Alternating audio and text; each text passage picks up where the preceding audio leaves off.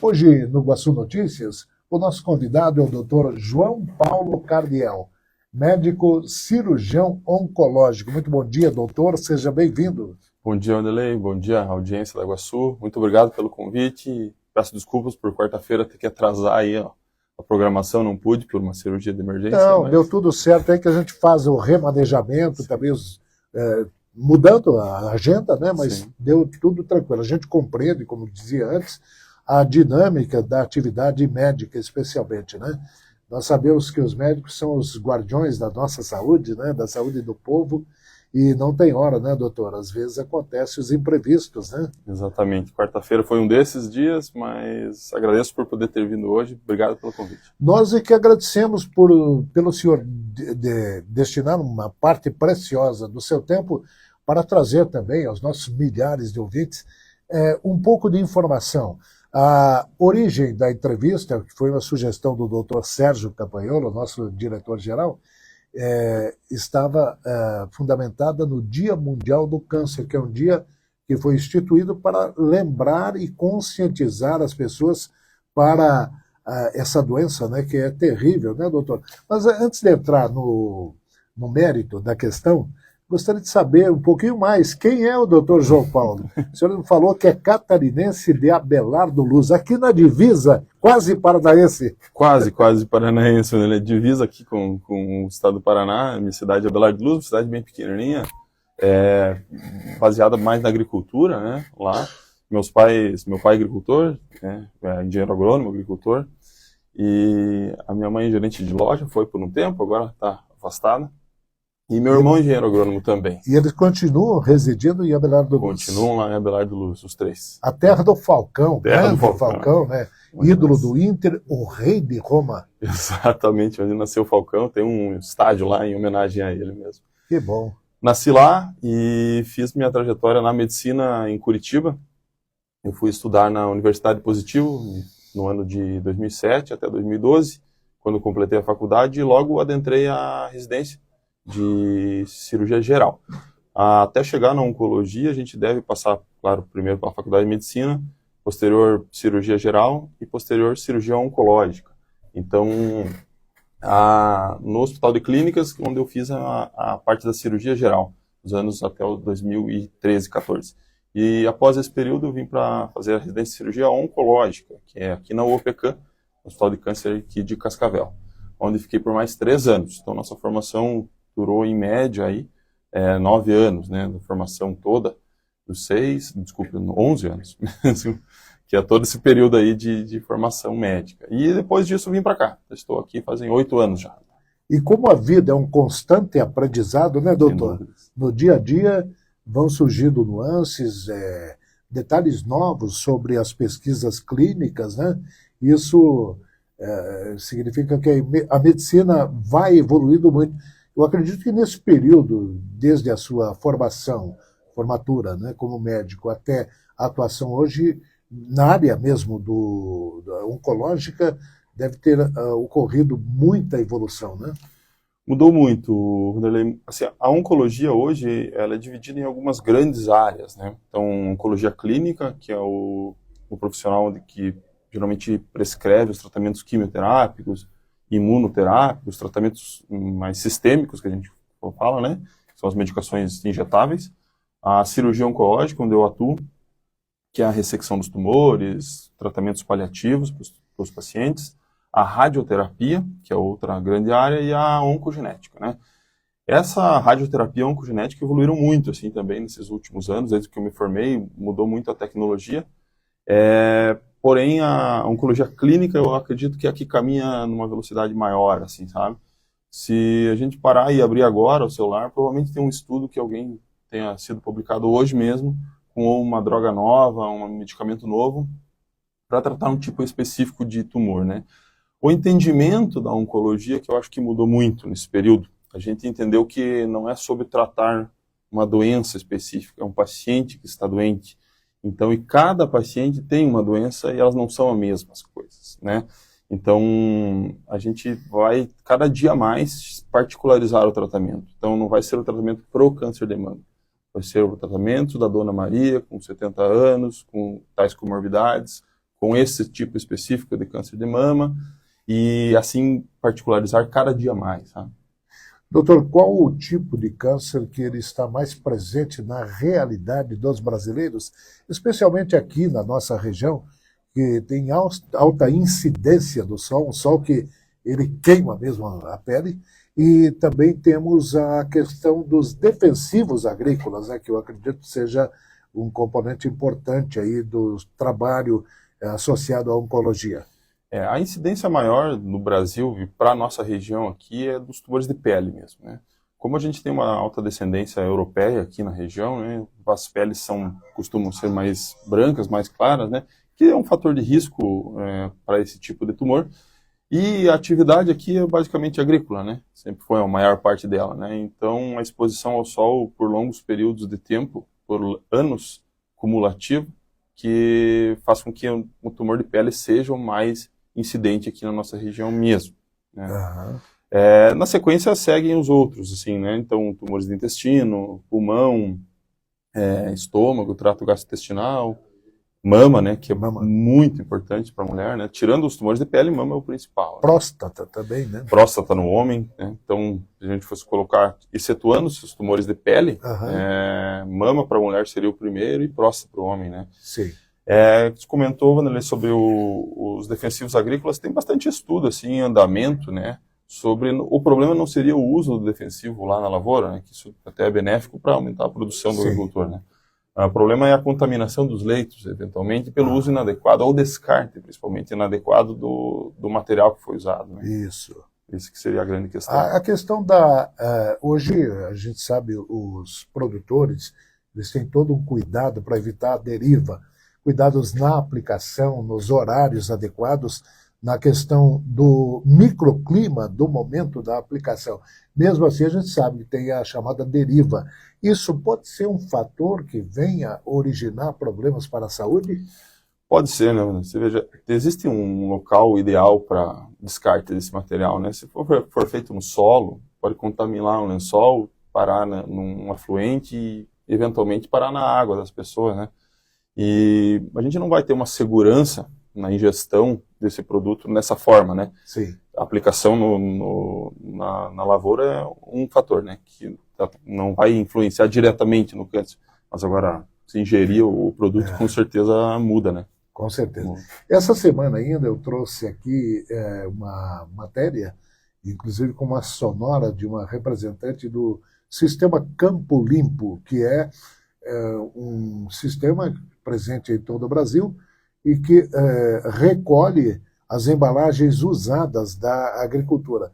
Então, o volume é absurdo, deu mais de 900 mil toneladas de material recolhido, mas pelo menos isso tem um destino correto, né? Exatamente, o importante é ser destinado para o local correto para não contaminar e prejudicar a população, né? Porque a ideia do defensivo, obviamente, é melhorar a produtividade, né? Do agricultor, melhorar a comida, né? Enfim, vender lá, né? Vender no campo, né? Pois é. Então, não podemos condenar isso, né?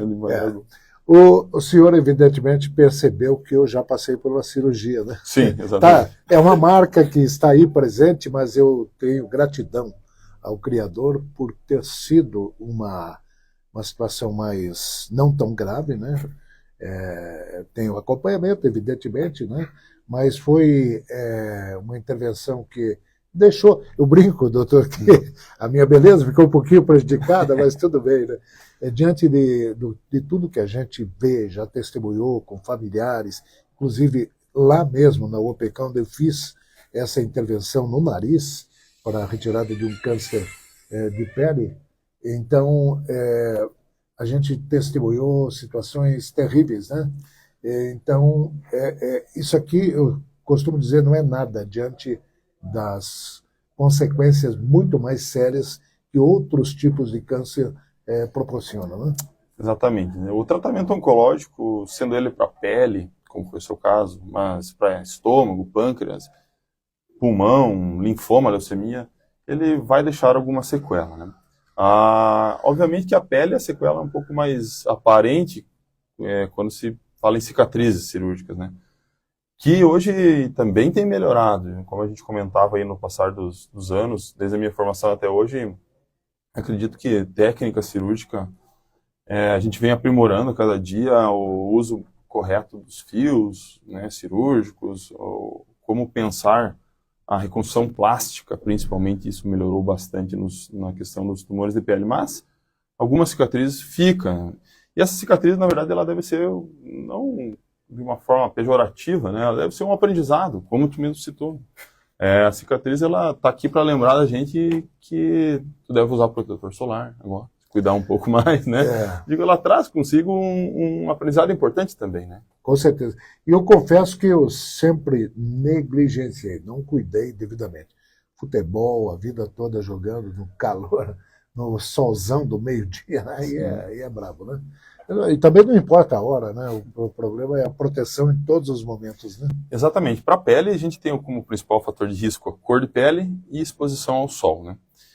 Sabe que se expor ao sol nos momentos de maior radiação solar, ali entre as 10 da manhã e as 4 da tarde, esse é um período onde tem mais raio ultravioleta e vai agredir mais a pele. Idealmente, sempre deveríamos usar protetor solar, né? Mesmo que não vá se expor diretamente ao sol. Quando se expor diretamente ao sol, além da proteção do protetor solar, o ideal seria ter uma barreira física ainda, né? Então, chapéu, essas camisetas hoje que estão até bem melhores, né? Com proteção UV, de manga longa, né? Tão gostosas de usar, tão boas de usar, então hoje está bem mais fácil, né? É verdade. Doutor, a exposição à luz interior, digamos que estamos aqui no estúdio, né? Tem essa lâmpada aqui de LED, temos as telas dos computadores, né, ligadas, né? Isso também é um fator para se observar? Sim, com certeza. Os LEDs têm muito pouca radiação, né? Mas as luzes mais antigas, elas sim, irradiam também. As telas, com certeza, também. Então, idealmente, deveríamos usar protetor solar em qualquer ambiente. Perdão. Para a gente no centro cirúrgico, a luz, o foco cirúrgico é uma luminosidade intensa também. Então, por isso que a gente também deve usar lá para operar lá no centro cirúrgico. Mesmo? Então, devemos nos cuidar lá também, né? Olha só, né? Sim, Então, cuidado sempre, né? Em qualquer situação. O DJ Peruquinha tem uma mensagem aí que está no WhatsApp da rádio do nosso amigo, ex-vereador Valdir Rosseto. Valdir Rosseto é um produtor rural, gente muito boa, uma pessoa maravilhosa, uma família extraordinária que eu gosto muito. Valdir, diga aí a sua mensagem, Valdir. Bom dia, Vanderlei. Ouvindo a reportagem aí, o doutor João Paulo Carniel manda um abraço para o doutor, o nosso oncologista, Luiz Danoni. Grande pessoa, muito importante aqui na região do município de Toledo. O doutor que se esforça muito para ajudar e contribuir com a sociedade e os seus pacientes. Grande abraço aos ouvintes também da Rádio Iguaçu. Valeu, tudo de bom para vocês aí. Obrigado, Valdir. Para você também. Valdir Rosseto, o senhor conhece, né? Conheço bem. Abração, Valdir. Obrigado aí pelas palavras. Sim, Valdir também, paciente, ele é a esposa, né? Eu acompanho aí semestralmente agora. Mas também, né? A exposição solar aí trouxe alguns danos aí para ele, mas está se cuidando bem agora. Tá? Valdir, gente muito boa. Gente boa esposa também. A minha esposa gosta muito da esposa do Valdir, de vez em quando elas trocam impressões lá pelo WhatsApp, né? Conversam, dialogam, que bom. Conheço também os filhos do Valdir, uma família que só tem coisa boa a dizer deles, né? Que bom, né? Assim como muitos, né? Toledo é uma terra de gente trabalhadora, de gente que faz a diferença. Não é sem motivo que somos a capital do agro do Paraná. O senhor, doutor, só aqui agora um recorte aqui da nossa entrevista para a sua impressão sobre Toledo. Quando eu cheguei aqui, já fui muito, muito bem acolhido, né? O povo aqui é acolhedor, é sincero, eu acho, principalmente, e ele entende que o trabalho, eu acho que gera os frutos, né? Eu acho que Sim. Isso é uma grande virtude, eu diria, desse povo aqui, dessa região, né? Entendem no trabalho como uma forma de prosperidade, né? Isso, eu acredito que, para a minha profissão também, né? A gente, como médico, trabalha muito, então acho que casou bem as ideias, os ideais aí. É uma região muito próspera também, né? Nossa, a gente vê, desde que eu cheguei aqui, fazem 8 anos, o que cresceu essa cidade aqui é impressionante, né? Como estávamos comentando antes aqui da entrevista, fiquei muito feliz que o crescimento está sendo também na área da saúde, né? E da saúde mais da população mesmo. Eu aqui no município, a gente não tem atendimento do SUS, né? Para oncologia, por enquanto. Mas eu percebi que está crescendo muito a atenção primária, como havíamos comentado, de novas unidades de saúde, básicas de saúde. Porque a atenção à saúde deve ser principalmente na forma primária, né? Eu atuo na terciária, lá no final da linha, né? Quando não tem mais solução, o senhor tem que agir, ali é o último recurso, seria isso, né? Exatamente, e o ideal seria a gente tratar muito antes disso, né? Pensar mais nos fatores de risco das doenças, né? Não digo só dos tumores, né? Mas as doenças cardiovasculares, que são as que mais matam a população, né? Se a gente for colocar um Google aí, as principais causas de mortalidade do brasileiro, vai estar lá, número 1, doenças cardiovasculares, né? Então, derrame, infarto, a própria hipertensão gerando outros complicadores, né? Depois, sim, tem os tumores, né, como segundo principal caso, e depois doenças infecciosas, e entre outros traumas, né? Mas eu quero dizer, eu achei muito interessante essa valorização à atenção primária, assim, sendo construída agora. Não sei até quando serão feitas, mas eu digo, pelo menos essa iniciativa de ter novas unidades de saúde, né, para atender a população. É verdade, são boas novidades anunciadas recentemente. 3 unidades de saúde já, novas unidades de saúde já previstas, uma 4ª que está em fase final de elaboração de projetos, então serão 4, mais o ambulatório de especialidades, que será instalado junto ao Bioparque para atendimento inclusive do curso de medicina da Universidade Federal do Paraná. Esse ambulatório ele dará sustentação futuramente, até mesmo a especialização que deverá ser feita na área de ginecologia e obstetrícia. Além disso, tem a maternidade também prevista, e um investimento aí de cerca de 15 milhões de reais. Na parte física, o secretário Beto Preto já garantiu ontem pelo menos 5 milhões, que ele estima isso, quando estiver 50% das obras já concluídas, o chamado enxoval, né, para equipamento dessas estruturas. Além disso, 7 milhões de reais que serão empenhados para a reestruturação do chamado agora Centro Administrativo Municipal do Ilho Genari, que é o antigo supermercado Mufato da Parigô, aliás, da Maripá. Lá vai ser constituído o centro de saúde, onde uma das estruturas será a central de especialidades. Um ambiente muito amplo, muito maior e que dará uma nova dinâmica para a saúde. Além disso, foi anunciado ontem pelo secretário Beto Preto que, falei também com os deputados Dilceu Esperafico e Elton Velter, que estão articulando em Brasília, são 2 frentes de articulação no governo do Estado, que deverá aportar 35 milhões, e no âmbito do governo federal, através da Itaipu, mais 35 milhões, e ainda um financiamento de mais de 20 milhões de reais, a juros subsidiados, num programa especial do governo federal, para que tenha praticamente todo o recurso necessário à construção do novo Hospital Bom Jesus assegurado. Então, o secretário pretende, segundo ele, no início de março, talvez com a presença até do governador Ratinho Júnior aqui, fazer a assinatura da liberação do convênio para a construção, que será mais uma estrutura importante, né, doutor? Então, vamos nos estruturando. Tem a clínica humana também, que vai ter um hospital, né? Então, a saúde de Toledo vai dar um salto, né?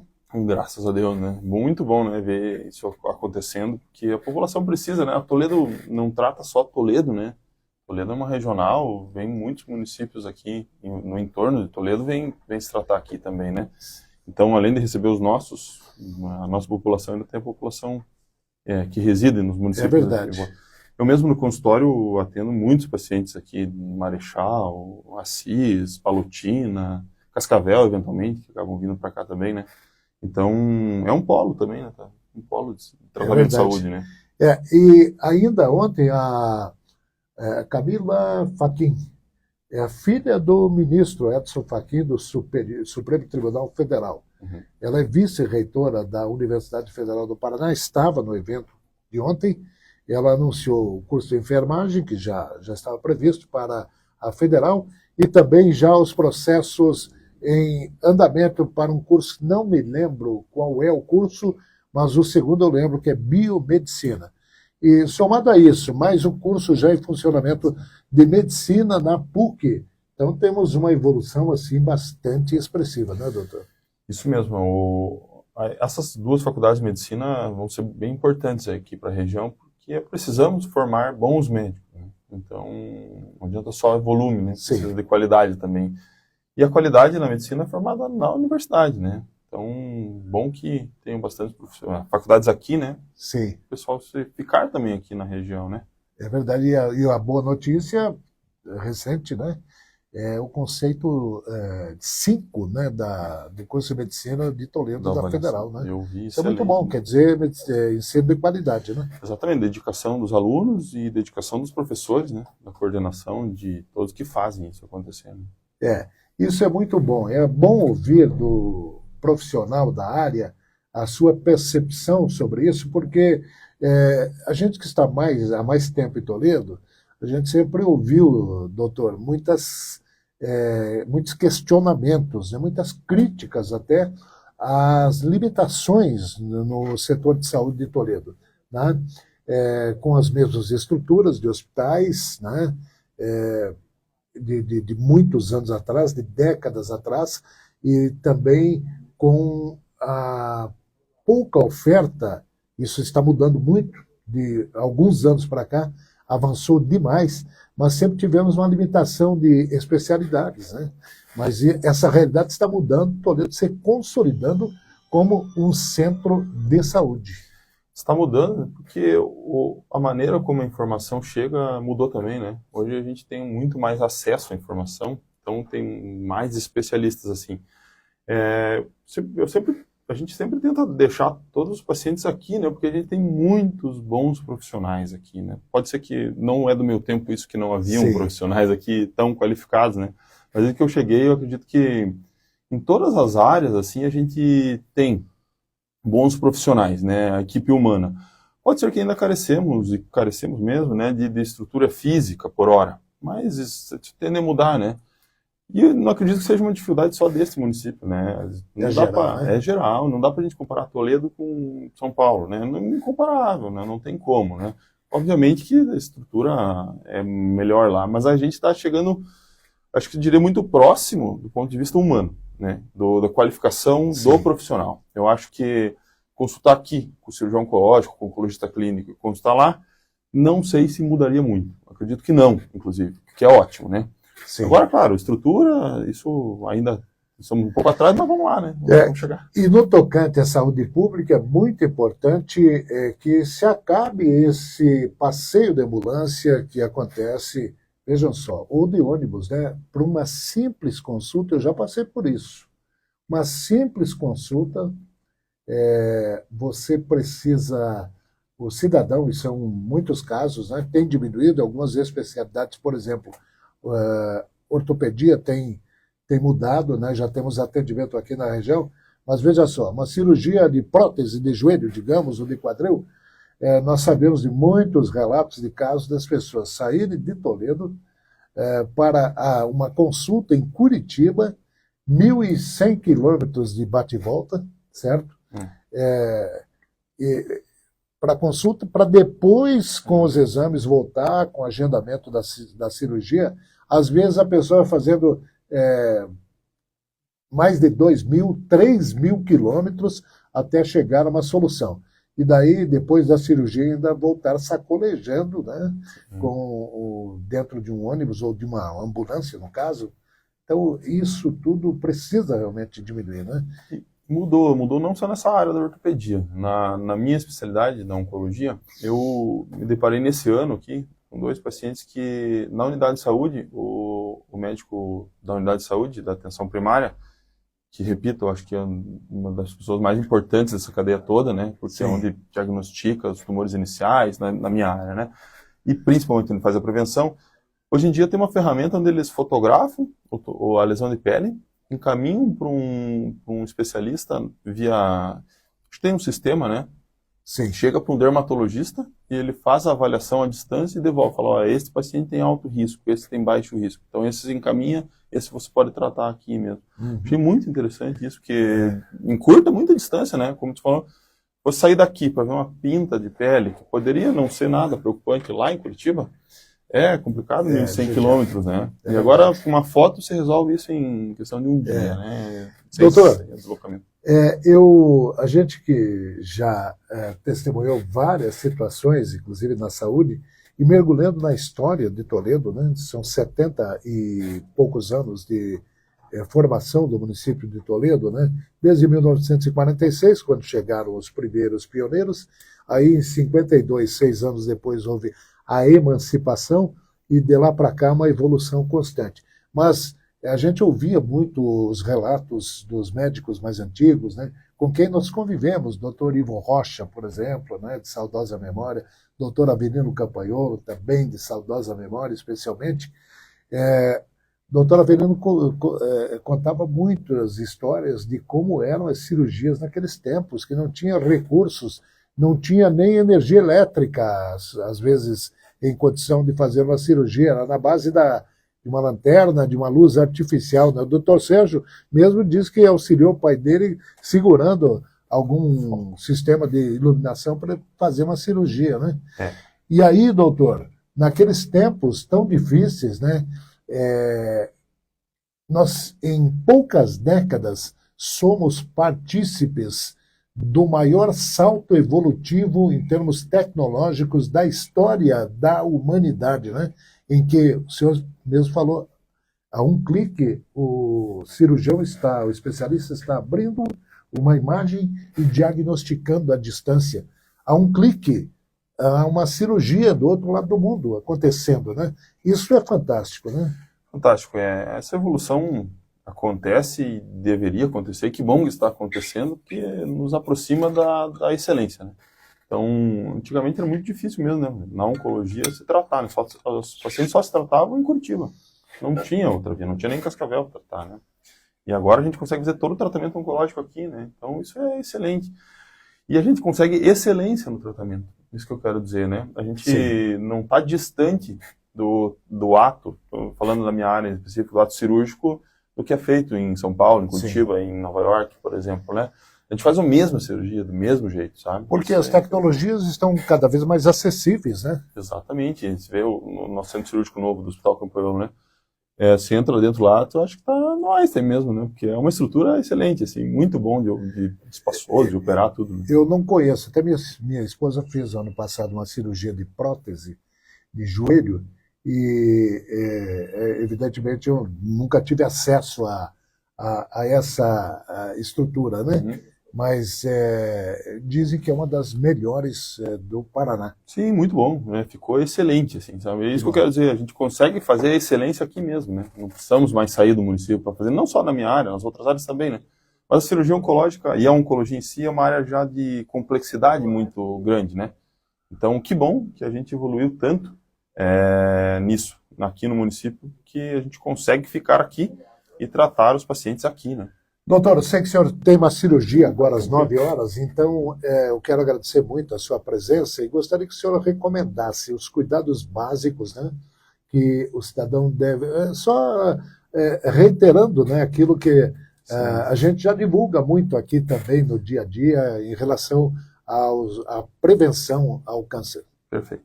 Acho que, como o tema era o Dia Mundial do Câncer mesmo, a gente tem que ter em mente alguns fatores principais, né? Então, quais os tumores mais incidentes, como já falamos, né? Tumores de pele, próstata, mama e os tumores coloretais, né? Esse sim, do intestino grosso. Tem uma atenção particular, esse foi o motivo da minha ausência na quarta-feira, né? Eu tive que operar um paciente muito, muito jovem com um tumor de intestino quase ocluído, quase obstruído. Paciente com 44 anos, só para ilustrar. Os tumores de cólon são os que mais aumentaram a sua incidência nos últimos 20 anos dos pacientes jovens, os pacientes com menos de 50 anos. Então, o mundo todo, não no Brasil, no mundo, o mundo todo tá alerta a esses fatores de risco. É aqui que eu queria chegar, né? Isso. A gente na oncologia vai ter fatores de risco e fatores protetores para os tumores, né? Os fatores de risco, já bem estabelecidos, né? Tabagismo, etilismo, sem dúvidas. Aqui a exposição ao sol sem proteção, mas também o sedentarismo, o sobrepeso. Esses são fatores que hoje estão impactando muito, assim, né? Dieta rica em açúcares, né? Então isso está impactando muito. Mas também, por outro lado, devemos focar na parte boa, né? Nos fatores protetores. Então, o paciente que não fuma, o paciente que tem uma dieta regular em ingesta de fibras, né? Ingesta de líquido, o paciente que pratica regularmente, eu bato nisso no consultório, quem é meu paciente deve estar nos escutando agora, atividade física regular diminui muito a incidência dos tumores, né? Principalmente mama para a mulher, próstata para o homem e aí colo retal, esse que está aumentando tanto assim. Então, a prática regular de atividade física é sim um fator protetor dos mais importantes, eu diria, hoje, né? Porque fortalece o organismo, fortalece a imunidade. Exatamente. Fortalece o organismo, fortalece o sistema imunológico, diminui o processo inflamatório gerado aí pelo sedentarismo e o ganho excessivo de peso, sabe? Então, é um dos fatores protetores mais importantes de hoje mesmo, sabe? Maravilha. Doutor, quero agradecer muito. Quero agradecer ao doutor Sérgio por ter proposto essa pauta. Como é que é? Do estresse. A questão do estresse, exato. O Tom Martins e o Chapolin estão colocando aqui, doutor, é um fator importante? Sem dúvidas, né? Assim, muito difícil mensurar isso com um estudo, né? Um estudo clínico que mensura o nível de estresse das pessoas, né? Eles existem sim. É muito difícil, mas quem vive com história de oncologia e vive esse trauma diário de ter que dar esse diagnóstico, né? O que acontece muito frequentemente comigo, que é diariamente, né? Eu diria, você percebe que antes desse diagnóstico, o paciente diz, doutor, eu tive uma separação, foi traumática. Eu perdi um ente querido, sabe? Esses momentos de estresse tão importantes assim, né, como a perda, a separação, ou enfim, o estresse do trabalho mesmo, que seja, né, ter que entregar resultado, só pensar nisso o tempo todo, sem dúvidas, eles vão atrapalhar nisso, vão contribuir para uma piora de um quadro imunológico, né? Você veja, você acaba se alimentando mal, né, você acaba dormindo mal. Ele gera consequências. Exatamente. Né? Diretamente, muito difícil a gente relacionar, né? Mas o que o estresse vai gerar no corpo, que é essa má nutrição, digamos assim, né? Diminuição da imunidade nossa mesmo, que propicia, né? Facilita as doenças oportunistas, que nesse caso os tumores também, né? Por isso o estado de espírito é muito importante, né, doutor, para qualquer situação. Muito importante, né? Você veja, a gente está bem consigo mesmo, bem resolvido, assim, a gente tem que pensar muito no que a gente quer para o futuro, né? Porque acho que ficar trabalhando muito, quer dizer, não estou falando para o pessoal não trabalhar, né? Sim, não é longe disso, né? Quer dizer, mas tem que ter um limite, né? Você tem que estar bem nutrido, tem que descansar também, né? Porque o estresse constante deixa a gente pior, né? Verdade. Doutor, mais uma vez obrigado. Quero agradecer novamente ao doutor Sérgio Campaiolo por ter proposto esta pauta, ter feito o contato com o senhor, né? E deixar o microfone da Guaçu sempre à disposição quando houver a necessidade de comunicar alguma situação, quando for necessário, né, trazer a informação de qualidade para os nossos ouvintes. Por favor, o senhor conhece o caminho e sabe que aqui é um elo de ligação com o nosso povo. E o senhor sabe, né, quando tem um rádio ligado não existe solidão. Exatamente. Eu agradeço muito, muito mesmo a receptividade aqui, agradeço o convite. Acho que é muito importante a gente falar sobre isso, né? Me proponho, sempre que possível, a vir, principalmente nas grandes campanhas, né? Agradeço a Guaçu FM, agradeço ao senhor. Agradeço ao Dr. Sérgio, que me chamou para essa entrevista. Muito obrigado, estarei sempre à disposição.